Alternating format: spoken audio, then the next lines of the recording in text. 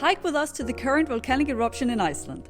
The drive to the trailhead is approximately an hour from Reykjavik. You can buy a ticket for a shuttle bus or a guided tour on guidetoiceland.is, or you can drive yourself. Park at P2 and remember to pay for parking. Hiking Trail E, the blue one, is the trail that gives you a view of the current eruption. Make sure you stay out of the area marked as a hazard zone. Depending on the conditions, you'll be able to hike up to 10 kilometers toward the crater. Some days you're allowed to get closer than others. The rangers and safety and rescue personnel will be able to tell you how close you're allowed to get. On this day, we were able to hike around 7 kilometers toward the eruption, which gave us a nice view of the active crater spewing lava.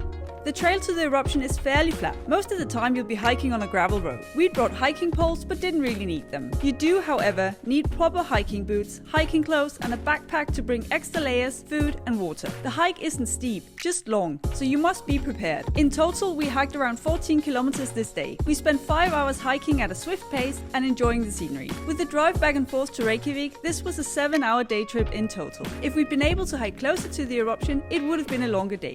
The hike is officially estimated to be 6 to 8 hours in total. Guess we walked faster than average. Hopefully this was helpful if you're considering this hike. Before heading to the eruption site, we recommend you check out safetravel.is for safety instructions and the latest information about the volcano. Safety first. Save this video so you remember these instructions for hiking to the current volcanic eruption in Iceland.